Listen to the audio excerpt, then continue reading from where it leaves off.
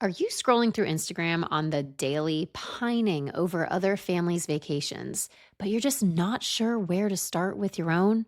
In this episode, you're about to learn how you can take the first brave step towards the family vacation of your dreams, even if it feels a little bit scary. Hey there, how are all of my parents out there doing? Are we surviving Maycember? One of, if not the craziest month of the year. We've got end of year celebrations, graduations, proms, recitals, finales. I mean, are we ready for a summer break? I think we are. I'm curious if you've started to plan your summer travels just yet, or are you part of the majority of travelers who wait until June to plan? Yeah, you heard that right. According to the data, majority of US summer travel is actually getting booked in June. All my type A listeners probably just had a heart attack when I said that, including me. Of course, I'm a travel advisor. I want all the time to plan, but it's not too late to plan a great adventure, big or small. And today's episode is going to give you the inspiration and motivation that you need. And of course, I'm here as your trusted travel advisor to help you get the pieces of the puzzle together a little bit faster. So if you need some help, let's chat. Today, we have Tavia Carlson here of Big Brave Nomad, a blog and resource dedicated to showing you what's possible with your family on the road. On her blog, you'll find national park guides, packing lists, and tons of helpful information on family travel. So head to her website, it's linked in the show notes. Please make sure to check it out. It is just a wealth of information. She's also a solo parent travel advocate and runs the Facebook group Solo Mom Travel. She's explored 38 countries, 49 states, and 51 national parks with her kids. It's just incredible. And in today's episode, you are going to learn from Tavia how to plan a truly memorable family trip to the US national parks, why you don't have to wait to take your kids on epic global adventures, even if your partner can't go with you, and how to make that work solo. And finally, you're going to learn how to raise brave, curious kids in a world full of fear and why your own courage might just surprise you. Ready to dive in? Let's go. All right, welcome to the Transform with Travel podcast. I have Tavia Carlson of Big Brave Nomad here, and she is a wife, mother of three, a veteran, Virginia Tech alumni, and lover of travel and breakfast burritos. I love that. And she's currently living in Barbados with her family. We are going to be chatting all things family travel. When I was thinking about, okay, we're heading into summer travel, we got to talk about what it's like to take your family on big adventures. This is usually the time of year that at least Americans are taking their families on their biggest, baddest adventures of the whole year. So there was no better person to chat all things family travel than Tavia. I've been following you for a really long time. So I'm super grateful to have you on the podcast. You've traveled all over the world and all across the US with your three kids in tow, and many times without your own partner with you, which is a whole nother set of logistics and challenges to kind of go through. So, Tavia, you're a wealth of knowledge on how to be a big, brave nomad with your little ones along for the ride. So, thank you so much for joining us all the way from Barbados. Yes, I'm so glad to be here. Thank you so much for asking me to come. I was just thrilled when I was like, I'm gonna on a hope and a prayer, I'm gonna send you a DM on Instagram and see if you get back to Yeah. me. So I was super grateful. I love in your tagline. First of all, your brand name is Big Brave Nomad, and you've got a blog, and you have your guides, and you have so many guides. Oh my gosh! But I love that your tagline says showing you what's possible with kids, and I really appreciate this because oftentimes it's kind of like the 4 minute mile. Nobody knew it was possible until one person did it. And you're just showing families all around the world what's possible for them with kids, whether they go micro or they go multi-month adventure. But specifically, I love that you're showing parents, but specifically moms, that you can do this even if your partner has to stay home to work or even if you don't have a partner. I think that's probably one of the most empowering things as a mom. So I really appreciate you sharing that and being so open and with all of your wealth of knowledge that you have. Oh, well, that's really sweet. Yeah. I was getting a lot of questions. We took our 6-month-old overseas and we were getting a lot of questions. And so I was like, I'm going to create a space where I don't have to answer like the same 6 questions. And then Yes. this is what it turned into. And, I think the first time I traveled alone with my kids, like you said, I was really scared and I couldn't find anybody else who had done it. And so here we are now. And so I try to make all of my content, if I'm producing content, it needs to be helpful. I don't like the fluff and I do like pretty pictures, don't get me wrong, but I like it to be helpful content, sometimes funny, but mostly Yeah, helpful. and you do all of that really well. You have the pretty pictures and you have the helpful content. I mean, every time that I click on a post, it's like line after line after line of, this is where I stay, this is what I do. Like, it's super helpful. I don't know what your like save rate is on Instagram of people saving your posts, but I probably have about at least 100 of them in my archive. So yeah, it's super helpful and super inspirational. You've been to 38 countries with your kids, 48 states, and 51 out of the 63 national parks. I mean, that's super impressive. But you had to start somewhere, right? You didn't just like be like, all of a sudden I'm this crazy, adventure traveler. Do you think you Yeah. were born an explorer? Did you have that in you from when you were little, or was there a particular experience that kind of sparked that passion? No, I grew up in a family that really couldn't afford to travel, and we would do, like, little mini trips. My dad would take us, like, for a weekend, or my mom took us for, like, 2 weeks to, Virginia where her sister lived or something like that. We were more of, like, the 1 week or 1 weekend a year where we would all go together to go do something. And then when I was in high school, I saw the high school offers those, like, group trips, and the year that I asked my parents if I could go, they were going to France, but I was in the Spanish class. So I went with the French kids, the like French speaking kids, and I went to France with the school. And then once I realized how big the world is, you fly over and nothing is the same. Then in college, I went for a month by myself. And then I was in the military, traveled a lot there. And once we had our daughter, I just thought, it can't be that hard. I mean, it ended up being kind of hard and different, but possible. And then I shared about it on my personal Facebook. And then, so I don't think I was born a traveler. I think once I realized that other cultures are so drastically different from us, even though we seem so similar, I now can't stop. I feel obsessed actually with traveling and seeing like everywhere I can see. I really love that you mentioned that when you had your daughter, you thought, well, how hard could it be? I've done this on my own for so long. And I actually really appreciate that because I find I get the most messages from people who have traveled to like 100+ countries pre-kids. And then they have their first and they're like, what? Like, why is this so hard? I don't understand. It's almost like the more experience you have pre-kids, the harder it is to almost like adjust to that. I don't know if you found that to Yes. be.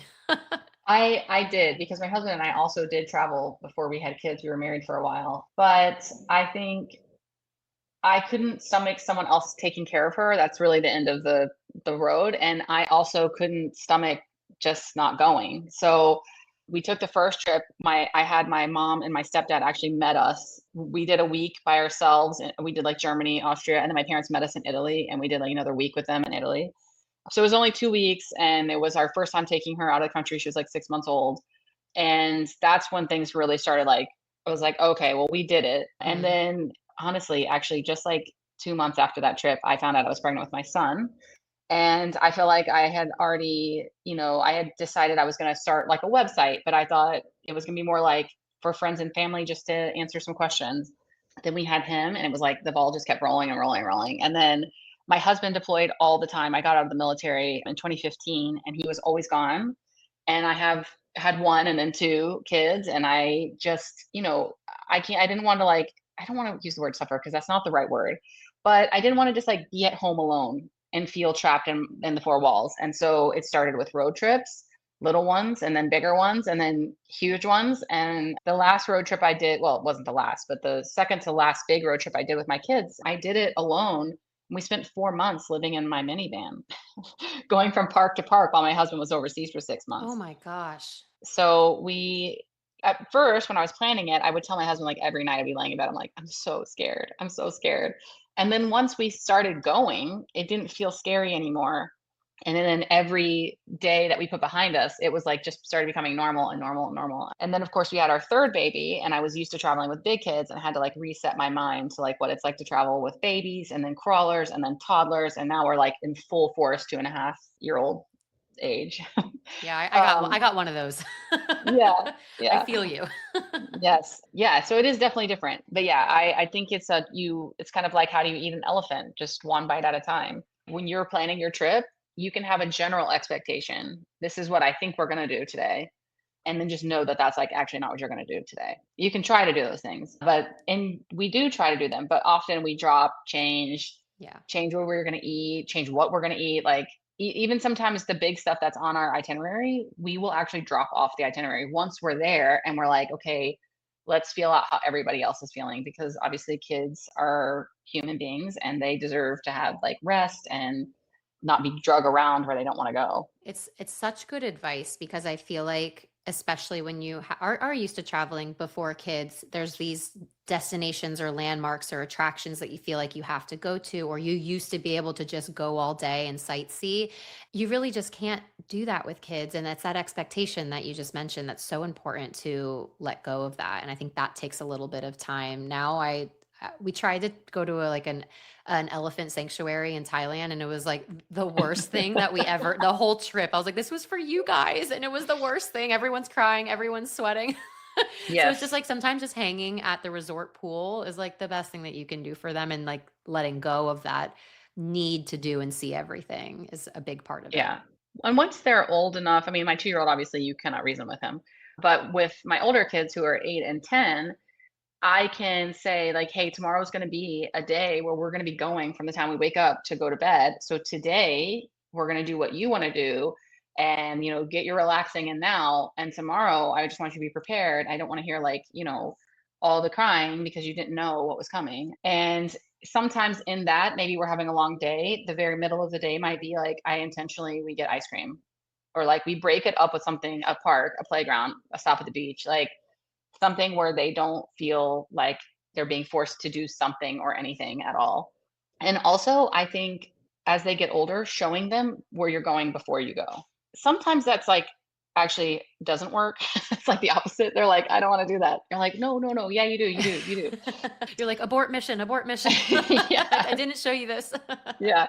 We just got back I took the kids by myself for a week to Puerto Rico. And there was one thing we did there that was like that. It was to go out and see these like rock caves. And I showed them and they're like, no, we don't really want to do that. And it turns out it was like the hottest, longest walk, like, and it actually wasn't really that great. So they were probably right. I mean, it was really beautiful, but because I had the baby on my back, I couldn't climb down into the caves. So we didn't actually get to do the cool part. But that was the only thing where they said, we don't really want to do that one. And they did it anyway, and we did it, and it was Yeah. fine.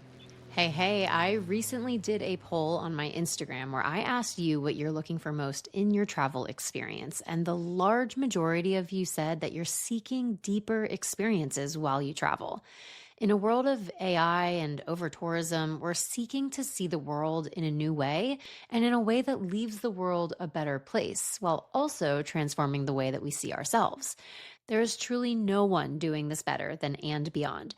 For over 30 years, And Beyond has been curating unforgettable experiences that allow you to immerse in culture, nature, and adventure, all while keeping it luxury and unique. Nicole Robinson, the CMO of And Beyond, was actually on the podcast on episode 77, sharing how the company is redefining luxury and sustainable travel, one trip at a time. And Beyond has created and curated a collection of lodges, camps, and itineraries in some of the world's wildest places. Bucket list destinations like Africa, Asia, South America, and even Antarctica. Whether it's a private safari in Botswana or finding true peace at their stunning river lodge in Bhutan, they've got you covered.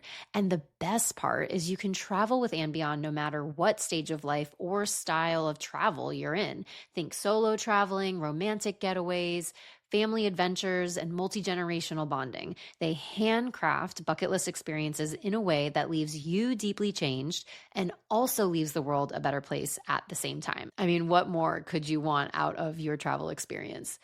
Head to ambeyond.com to learn more about their lodges, camps, and itineraries and their current special offers like their anniversary or milestone celebration offer. That's www.ambeyond.com, and make sure you tell them that I sent you over.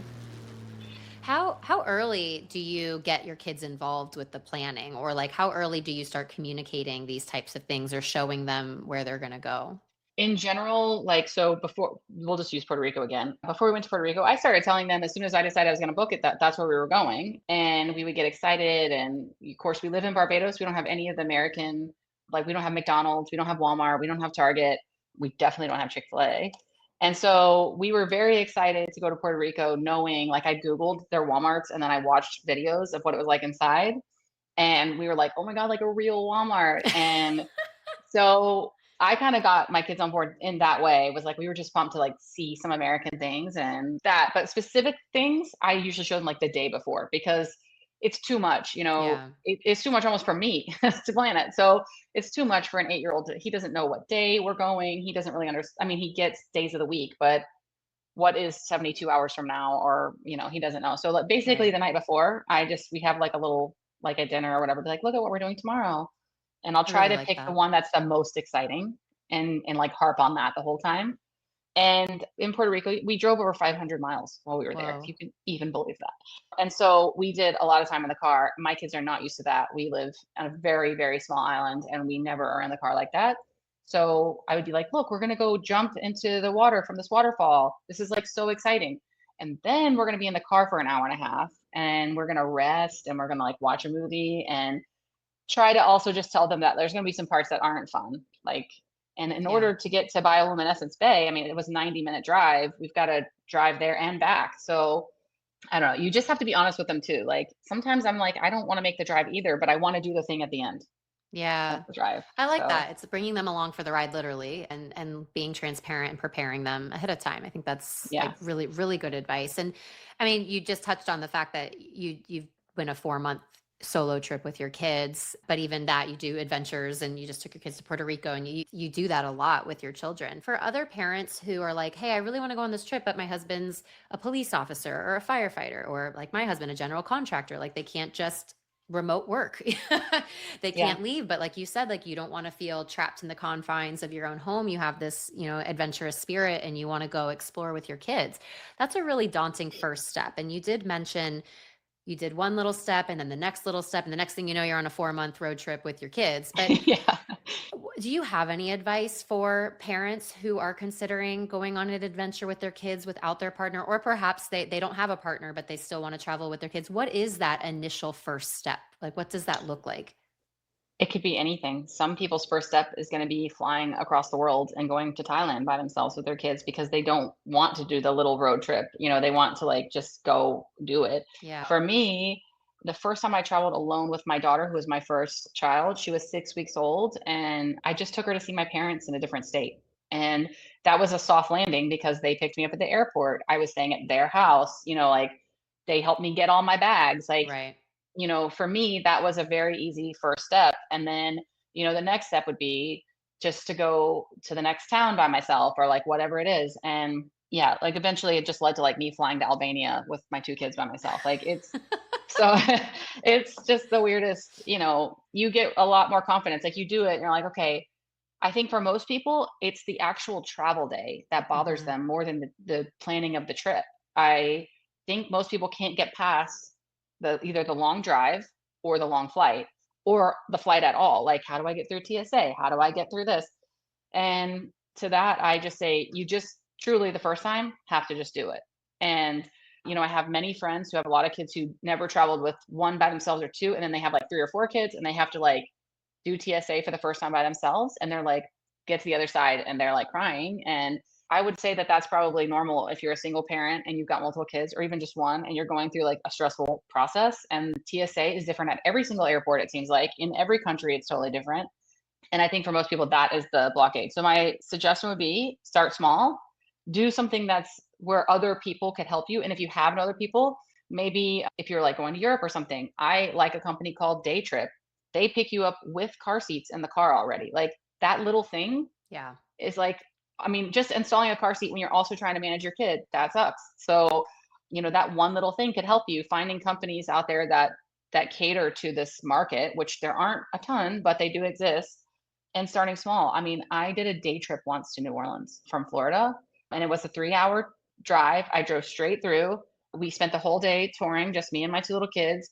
And then at like 7 p.m., we loaded up and we drove back, and they fell asleep in the car. And it was a really long day for me, but it was so fun. And it was like we didn't have to have accommodations. I didn't have to rely on anybody, no luggage, but we got to do this big thing that we still have like the best pictures from and like the best memories from. And we ate lots of food. And I really appreciate that because I feel like it is the travel day. I mean, right before this Yes. podcast has launched, there's another episode the week before where I go through my tips to survive long haul air travel and jet lag. And I don't say thrive because I don't think anyone thrives in long haul Nobody air travel. thrives. It's literally how to survive because that is, I get it all the time. I want to go to Europe with my kids, or wow, my husband's Australian. People say, wow, Australia looks amazing. I could just never do that flight with my children, even with a Yes. partner to help.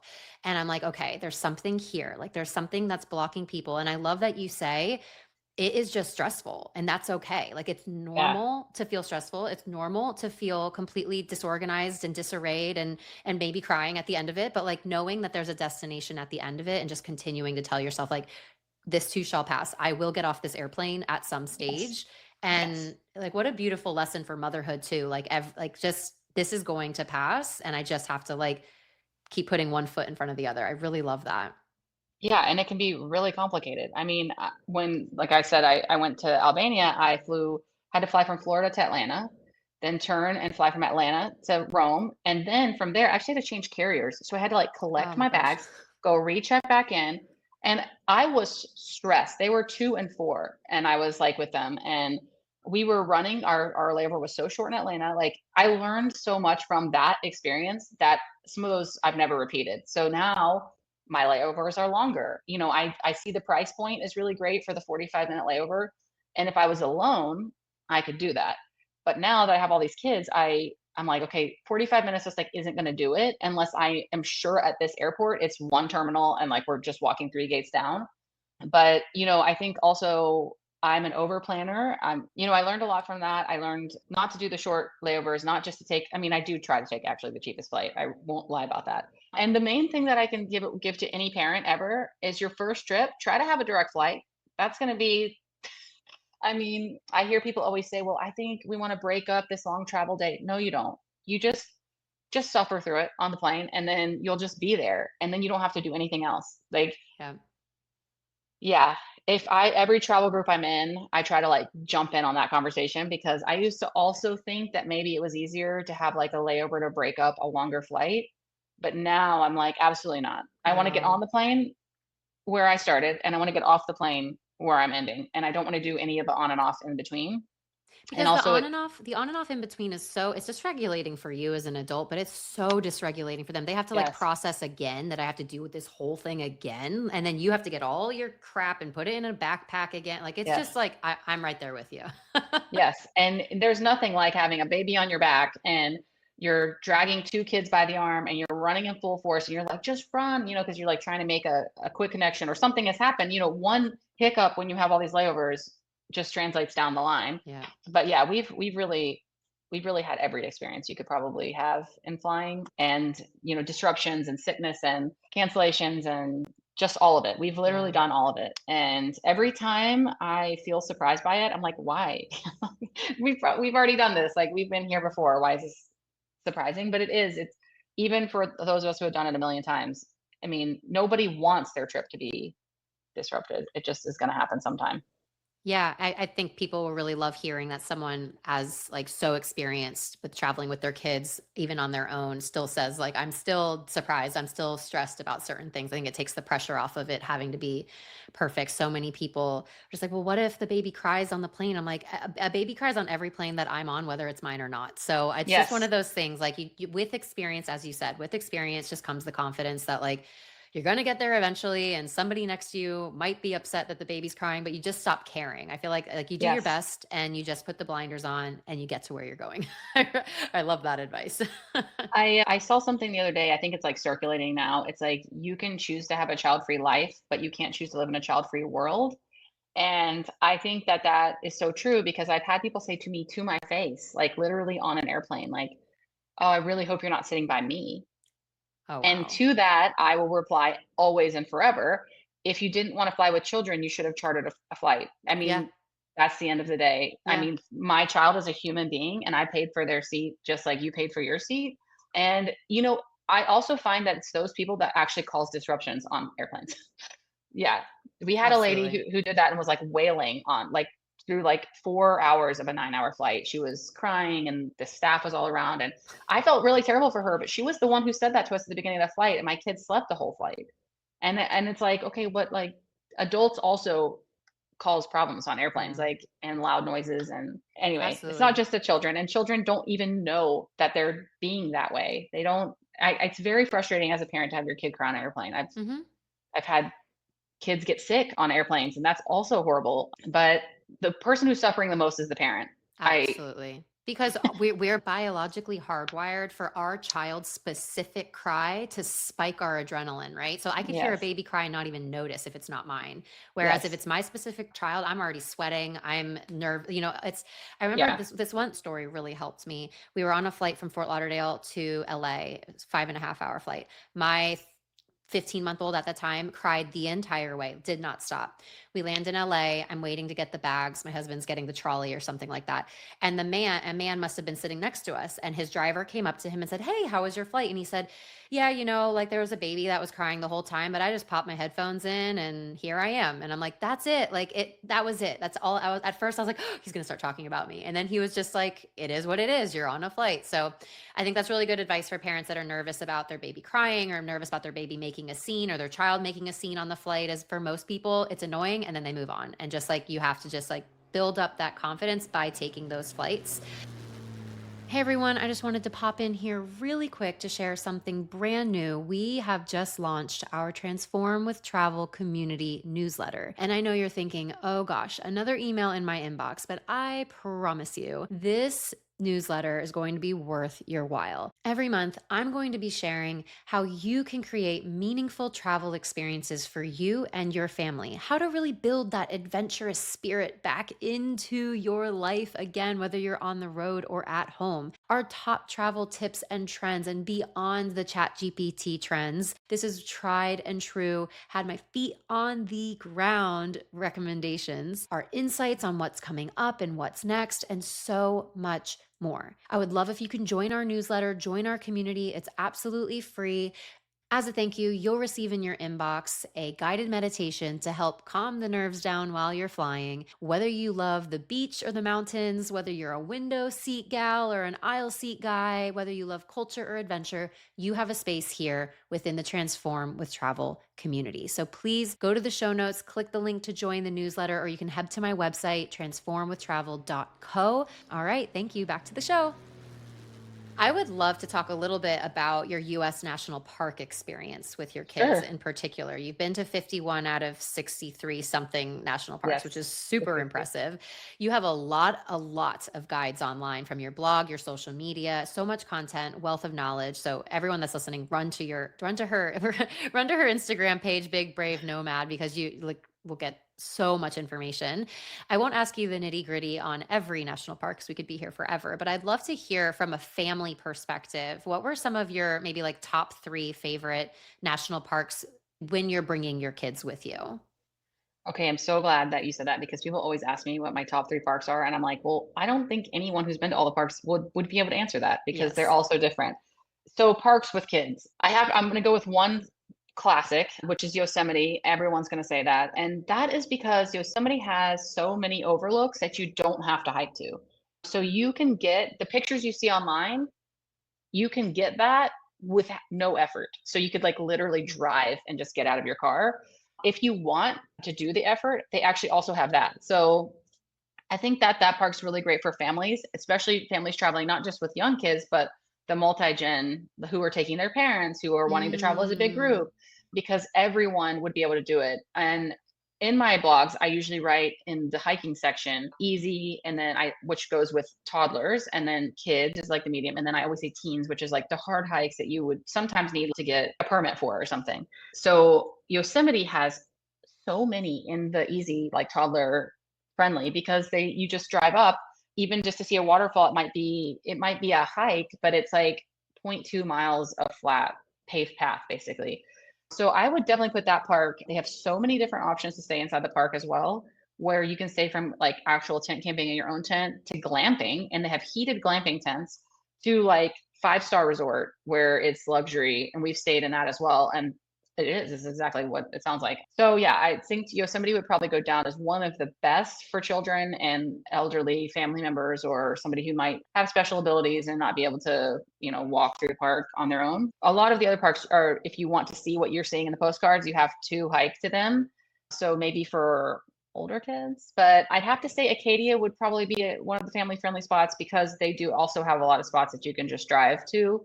They don't have as hard of hikes as Yosemite or as challenging. No one's going to compare to the West if they're in the East, but Acadia has the town that's there. And then you can take like a boat out to an island, or you can do like a very simple walk down. It's either a very famous lighthouse. They have a trail that goes around these Bubbles Pond, and you can go out, but you can also hike the bubbles. It's great because your group could break up, but still be in the same area for the day. You can swim, you can camp there. They have tons of hotel options. So that would probably be another one for the East Coasters. I'm just going to put this park out there. It is not easy to get to. Actually, probably one of the hardest parks we've done to get to. And that would be Big Bend in South Texas. Big Bend shares a border with Mexico. It's along the Rio Grande. It is probably my favorite park, but it's hard, like I said, to say that. We've been twice. It's about 5 hours from anywhere. So you've Oh, got to yeah. do work to get there. So if your kids don't like the car, this one's like off the list because you're going to have to drive from somewhere to get there. But all of the hikes we've done there are pretty easy. You can do really hard hiking there. It's got a mountain range, but it also has like a huge dinosaur exhibit there, which I think is really friendly for kids and super exciting because they have found so many different species of dinosaurs in this park. Oh, But cool. they also have, which is very unique to this park and just kind of an exciting thing to do with your kids if you would want to, you can cross into Mexico from inside this park. They actually have a border patrol little office. You go in, you literally show them your passport. It's one guy, and you can get on a little boat, and there's a Mexican guy who stands there, and he will take you by his boat. You pay him like $5 and he takes you across the Rio Grande, and they have a little town there. You can get tacos and margaritas Oh and my God, that's so buy fun. buy some souvenirs, and then you can just come back. Yeah, the little town's called Boquillas, and it's just one of those like wild experiences that you're only going to get in the parks. Then you cross back over and you just like show them your passport again. I think at this border patrol, they do accept birth certificates. I don't think it has to be a passport, but don't quote me on that. Please look that up before you go there with your birth certificate. But they also have hot springs that are easy to get to, not semi easy to get to. And then they have the Santa Elena Canyon, which is like, I mean, when you think of Big Ben, that's what you think of, or you probably have never thought of Big Ben, but if you thought of Big Ben, this is what you're thinking of. It's super easy to walk along the path. You can choose to do harder things there, but it is family friendly. And the only downfall to this park is how hard it is to get to, and that it is so big that, it's 36 miles between like the entrance and the visitor center. So Wow. you're going to be like in the car a lot, but you can really see a lot. Like I said, we've actually camped in the park, and we've stayed at hotels in the town. And every time we go, I'm always like, I wish we had more time. Right. It's just so pretty. How much time would you recommend to somebody, a first timer? I guess it just depends on how much you like to be outside, because that's what you're going to do there. You're not going to be finding like, restaurants. Once you get into the park, you're like, there's nothing So there. you're camping. You're camping, or, you can stay outside the park. You just got to budget for that drive time. But we've done both, and I thought both were pretty convenient actually. But I would say at least 4 full days if Oh, you okay. really want to like get around, because there's so many sections to the park, and the drive times are a downfall. So like if you want to go into the Chisos Basin, like you've got to like go there. I mean, you got to like get there, and then you could just spend the whole day there. So we really packed it in. My kids were at that point, we were very used to road tripping and being in the car a lot. And so it was no big deal for us to wake up at 3 a.m. to drive for a 5 a.m. sunrise and then spend the entire day in the park. But I could see that for some families may not want those kind of days. And so you'd want like 4 days, pick a section, and then just do the one or two things. I love that Yeah. you picked like complete opposite ends of the country too. So you got California, Maine, and down in Texas. It's like something for everybody, Yeah. no matter where they're living. So for parents who are just starting out again and thinking, okay, these are three great options for me to start with. What kind of gear or just tips in general do you wish that you knew before you embarked on your national park journey with your Oh, children? national parks, gear.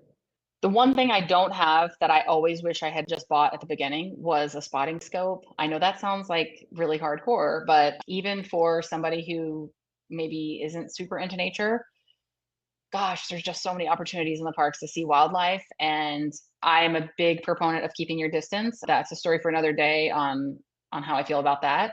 But having a spotting scope lets you have your safe distance and see these animals being animals in like their natural habitat. I mean, we went in Yellowstone to see wolves. Somebody said, "Oh, you can actually spot the wolves at like sunrise." So we woke up at 3 a.m. We drove out there. We didn't have a spotting scope.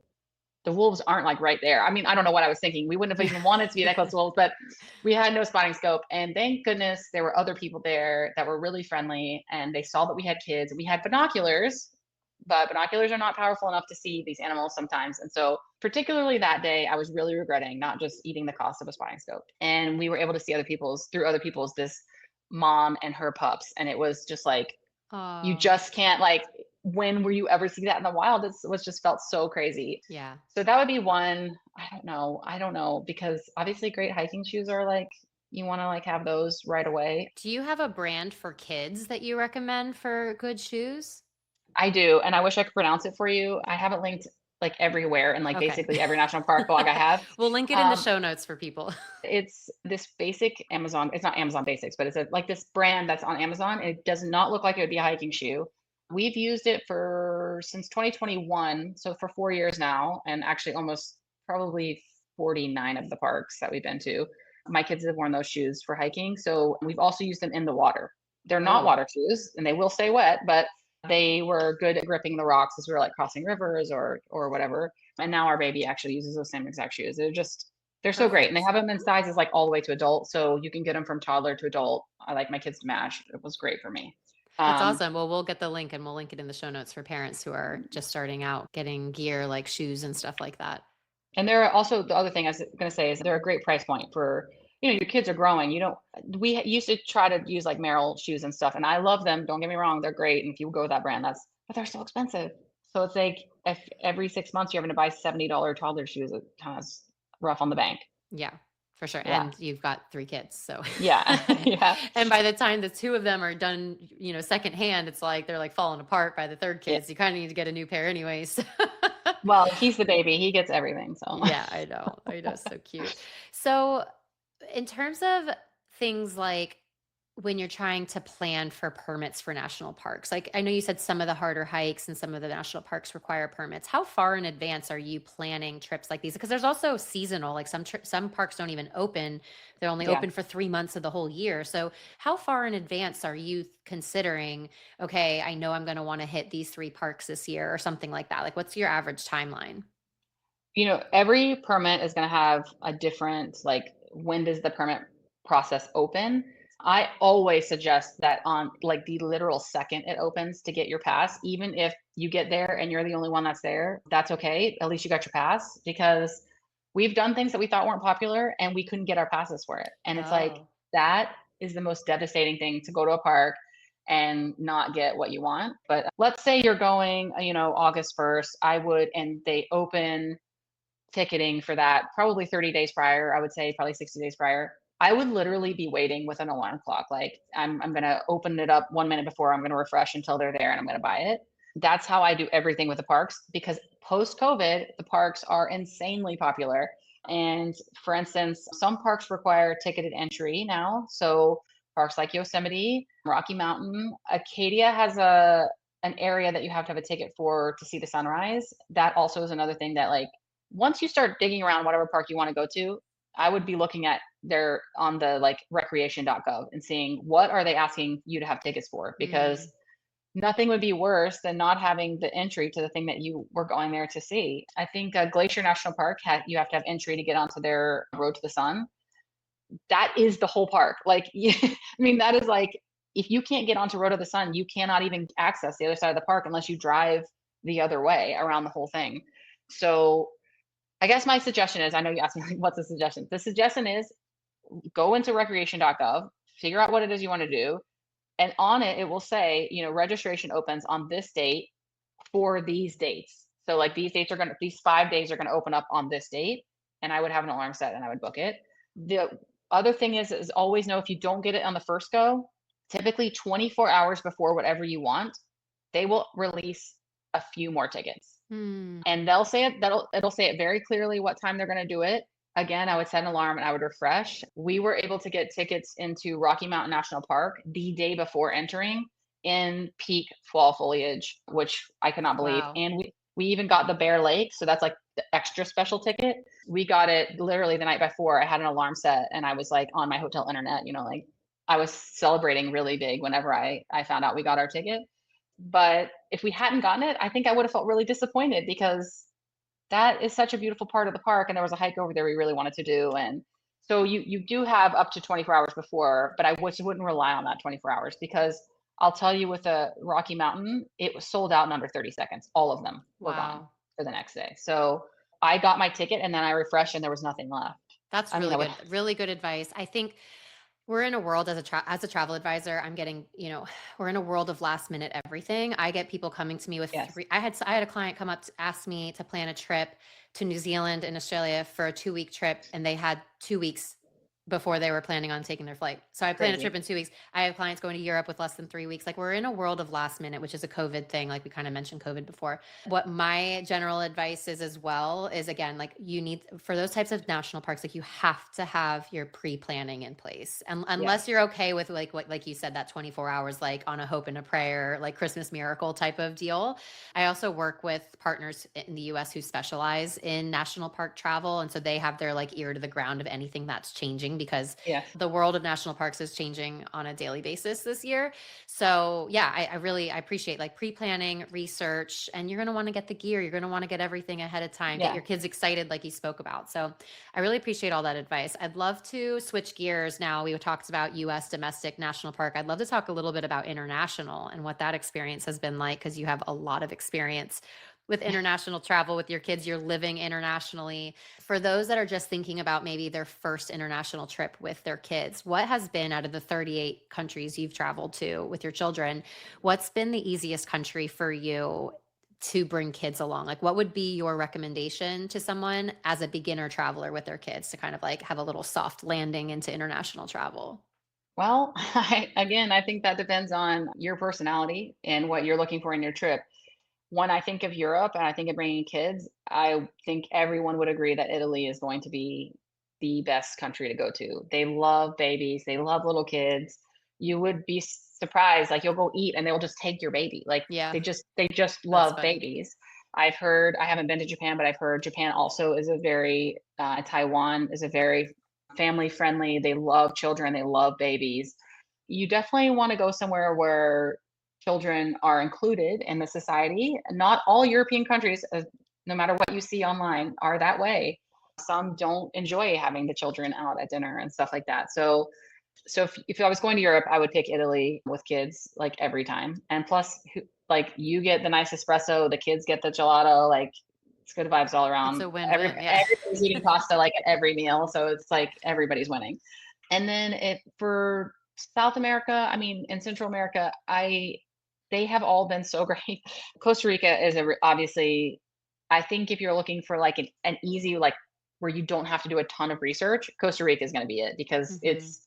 it's used to American travelers. And if I don't know if that's your target Yeah. market for the podcast, but they're used to American travelers. They have a very good dual language, situation. There are places you can go where they're not going to speak English, but majority speaks English if you need it. And yeah, I think that they're very used to tourism and they thrive on tourism.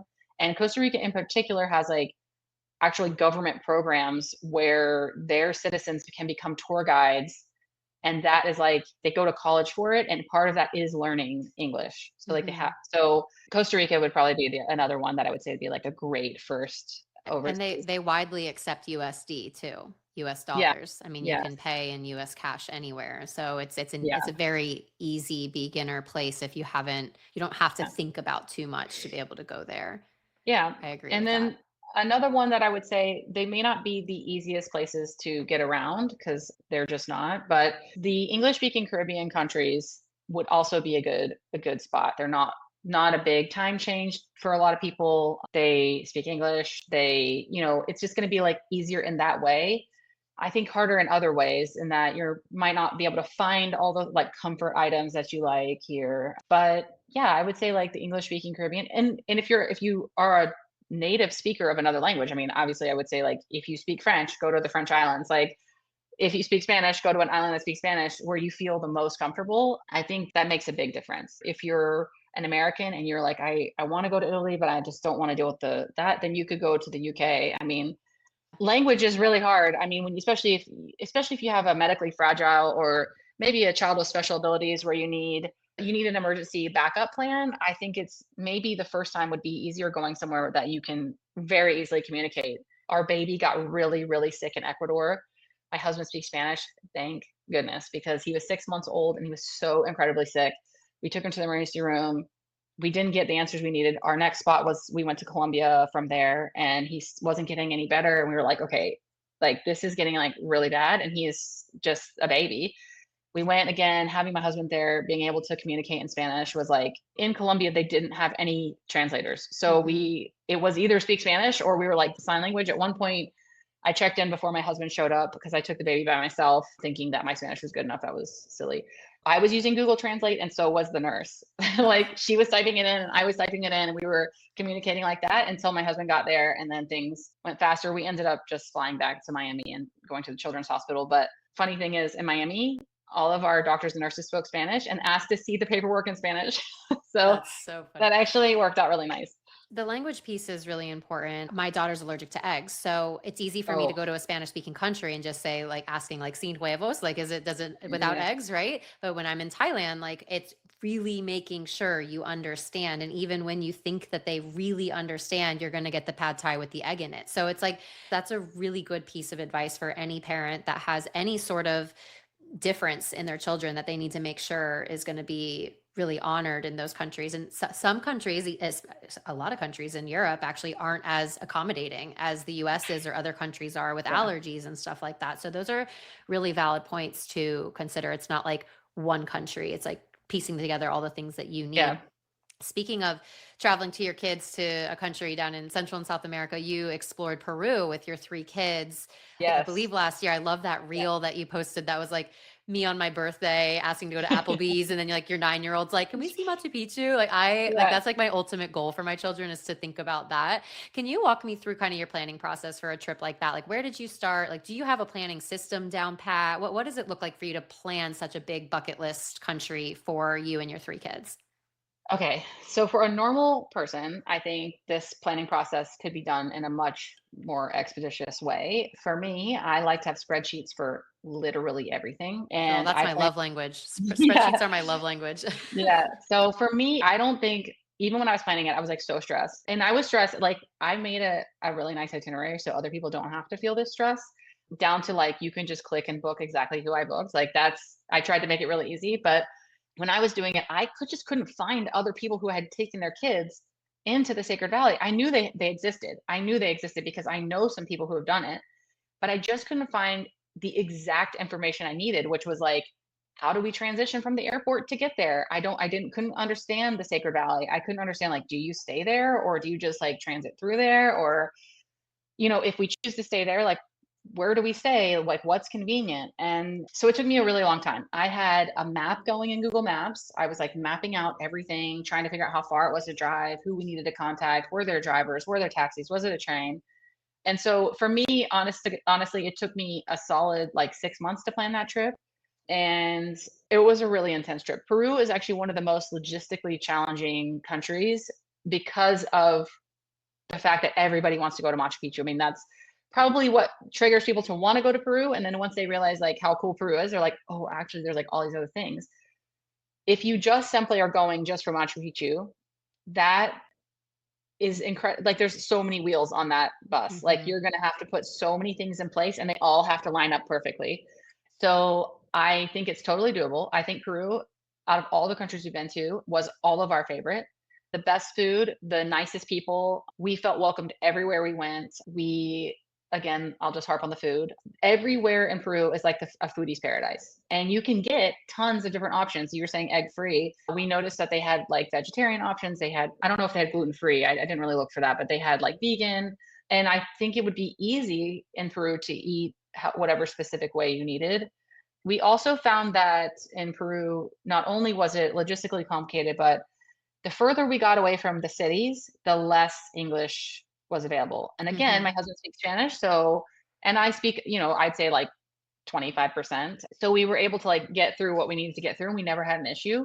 But I do get that question a lot about Peru is like, oh, well, I saw you were staying in Airbnbs. Like, did your host speak English? Well, actually, no. Most of the time they actually didn't. They were texting on Airbnb in English. And then like when we would meet them in person, they didn't speak any English. And that was fine for us because we had somebody who could work through it.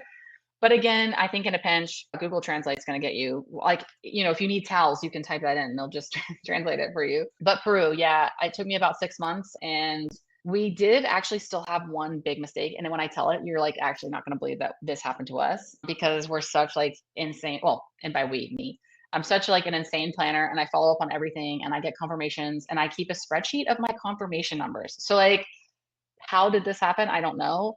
But we showed up into the Sacred Valley to our hotel and we're like, okay, so like what time are we meeting for our tour to Machu Picchu tomorrow that we had booked through the hotel? They're like, we don't see a tour. And we're like, no, like, yeah, we have like, so they're like, okay, why don't you just go to your room and then we'll come tell you like what time it is. Like call my husband down and they're like, hey, so like there's no tour. You're not on a tour tomorrow. Like you're not going to Machu Picchu tomorrow. Turns out that my husband was like doing the emails with them and they had asked, I guess their final email to him is like, do you want to confirm it? And he didn't see that email. And so that was like Oh my never confirmed. So they never gosh, booked it. no. So they had to take us into town. And so like instead of getting dinner our first night, just like relaxing, we had to go into town. We had to stand in the tourism line. There's like a tourism office. And there they give out like last minute tickets into Machu Picchu. And I was like, we're not going to get the route we wanted. Like, we're not going to get like, I was like melting down. You talk about like, it doesn't matter how much experience you have when you're losing out on like the one thing you came to do. Oh my God, I was really freaking out. We had to also you have to bring everybody who's going. So like we had to stand in that line with all the kids. It was like 9 o'clock at night. We get to the front and they did have the tickets for the route we wanted and it all worked out in the end. The hotel was able to give us exactly who we booked originally or were trying to book. And we also got tickets for the next day because that also had not been confirmed for the route we wanted that day as well. So it all worked out. It's the same price, by the way. If you get into the situation and you didn't get the tickets you wanted, you can go wait in line and it's the same price in person as it is online. Yeah, Wow. Wow, it was you have a crazy. lot of Christmas miracles, don't you? Yeah, one thing that was popping up when you said that was we brought 15 people to Peru in April, and one of the women said, "I came for Machu Picchu, but I stayed for Peru and I would come back for Peru." And I feel Oh, like yes. you know about a certain destination like the Eiffel Tower, the Machu Picchu, like whatever it is around the world, and it's like we place so much emphasis on this one experience. Like you said, you were like freaking out. Obviously, it would be really disappointing if you didn't get to go see it, but then you realize how rich that country is and in their traditions and the Inca, wisdom and the culture and the Yes. food and all that. I want to kind of wrap up the conversation on this idea of your brand, right? Big Brave Nomad. Taking your Yes. kids to Peru, even just walking around Machu Picchu, not the easiest, there's little narrow alleyways and there's a lot of big cliffs around and you go hiking in the national parks with your kids, you go by yourself. Like it's a lot of adventure. And from what I see, you can tell me if I'm wrong, but from what I see from my little sliver of the internet is you really let your kids be brave and you let them be bold and curious and adventurous. Was this natural for you as a mom to let them kind of explore on their own and test their limits, or did you have to learn how to let go of like this? I don't want them to get hurt. That's what I feel. So this is like a very selfish question for me. No, actually, it's a really good question because I will say, no, it is not natural for me. I am extremely type A and I like to be in control of everything at all times. And so for my daughter, I feel like she was my first. She probably got the worst of it as far as like, don't do this, don't do that. Like, oh, I'm scared. I don't want you to do that. And then, I had my son right away, right after they're 18 months apart. So it's like, then I couldn't actually really do that as much. So he kind of got it less just because I couldn't, but I still kind of kept them both like tight to me. It wasn't really until we got into the parks that it was like, oh, actually, everyone is happier when they can just have their own little bubble and their own freedom. Of course, I would never let them be in danger. I try to tell them that all the time. When they're feeling scared, trying surfing or doing something, I'm like, I would never put you in a situation that I felt like the outcome was going to be you getting hurt or that you were in danger. We went ziplining in Costa Rica. They were 4 and 6, and my daughter, she's like crying, crying, crying. I'm like, you won't get hurt. Like, you probably won't even feel like you're falling. You're just going to feel like you're moving, and I think doing it over and over and over again. Now my kids just took them to Puerto Rico. There's a line of people waiting to jump off these cliffs, and my kids just flew off the cliff. Like, I mean, the videos are crazy. And, our guide was like laughing. He's like, I just can't believe they're jumping off this thing. It's so high. I mean, he was doing it, of course, but he lives there and he does it all the time. I was like, I know this isn't how it always was. Like, I held them really tight. Now, our 2-year-old, he's just like the wildest of the wild and very hard to contain. And I don't know if God was like setting me up for him or or what, but it's not natural. Now that I have 3, it's really hard to contain them all. But also I'm happier, just letting them. The baby a lot rides in the carrier on my back. So, he's just there for whatever we're doing. But the big kids have so much freedom and they love it. And I think what I've realized is that, children are naturally adept at doing a lot of things that we think they can't do. And every time I'm like, okay, this is going to be like too hard. And then I'll be like, let's just do it. And then if we get there and we can't do it, then we'll change route there. And we get there and my kids are like mountain goating up the mountain. And I'm the one that's like struggling to jump over the thing or do whatever it is.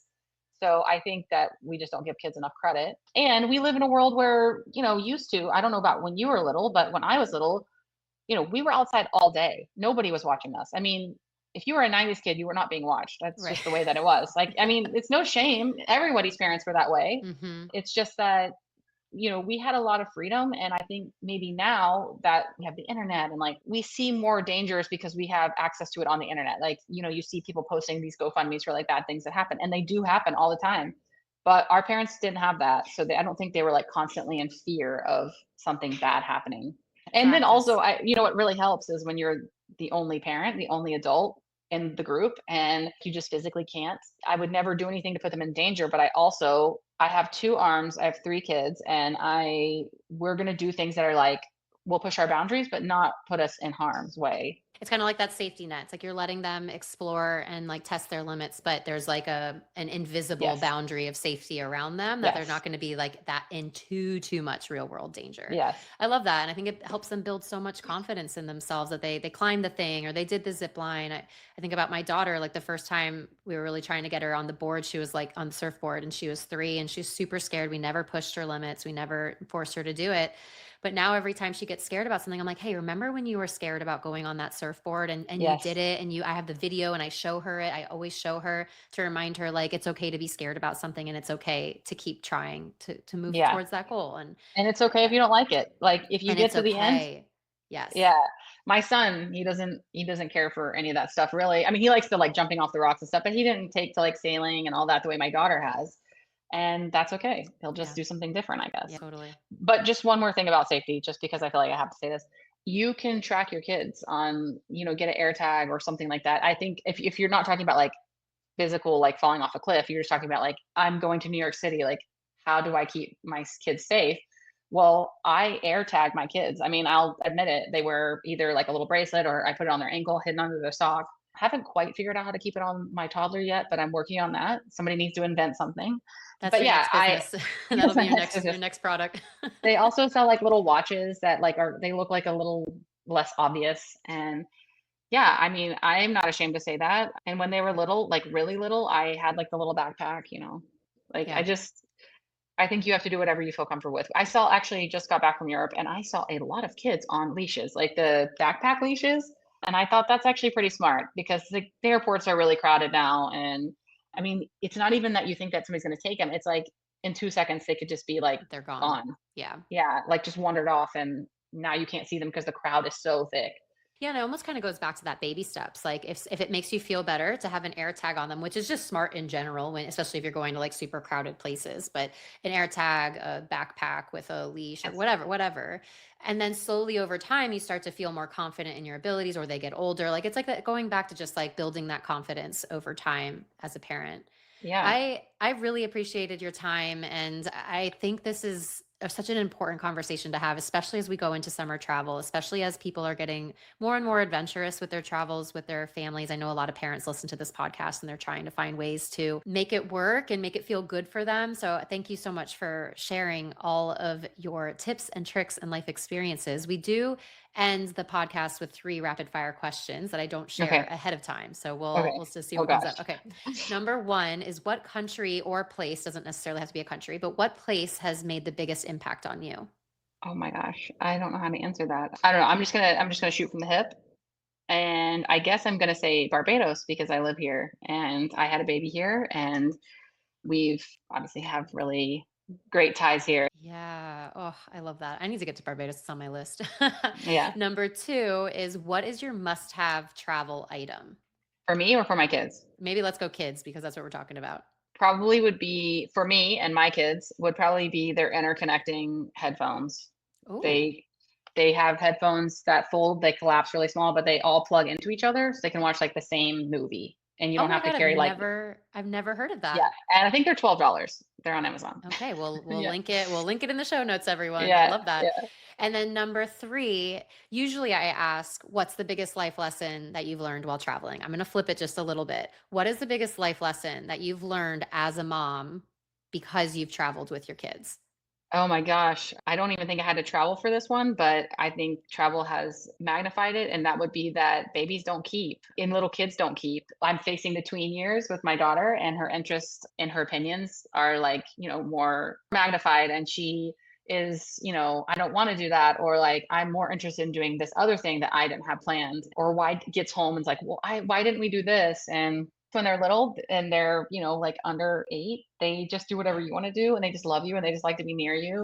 And I wish I had just slowed down a little bit in the first years of our travel. We were trying to do so much in so little time with these like literal infants and toddlers.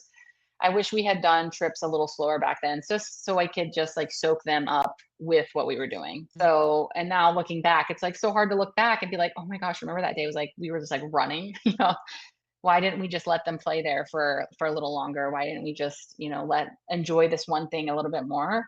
But hindsight's 2020, and we're able to do it now, and we can only do what we can do. So Yeah. So slow down. That's your advice. Slow yeah, down. definitely Yeah. slow down. And again, not everybody can afford to travel slowly. So Right. one thing that kills me about the internet is that everyone thinks they have to be a full-time traveler or you have to take a month or 2 weeks. And we know from experience we weren't that way. We didn't have the money to do that or the time off to do that. And sometimes if you're going to Europe, you're going to see 6 countries in 2 weeks or in a week or whatever. And that's just the way that it is. So yeah, I wish I could go back and slow down, but at that time in our lives, I'm not sure we could have. Yeah. And I also yeah. really, kind of a theme that I feel like I'm picking up is, do it in your own way and do whatever feels good for you. Like I Yes. feel like you that's like part of that big brave nomad thing, is like being brave to do it on your own terms, and something that Yeah. I've really appreciated your content and now your time here with us today. Yeah, just super grateful for you to share all of that. Thank you so much for Yeah. joining us. Thank you for inviting me. This was fun. Yeah, absolutely. Yeah. We'll have to do a part 2. Yeah. Part two. Part two. Thanks for making it all the way to the end of the episode. I hope it was as inspirational and filled with motivation for you as it was for me. I learned so much from Tavia and just super grateful for her time.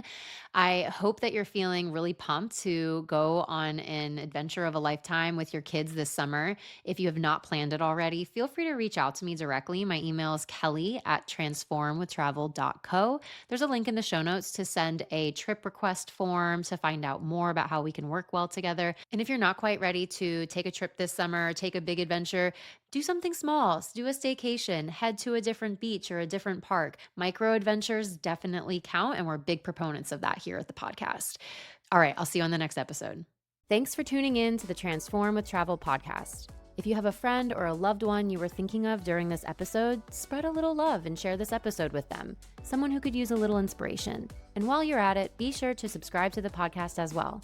To learn more about us, head to www.transformwithtravel.co, and I'll see you on the next episode. This is your reminder to keep on exploring.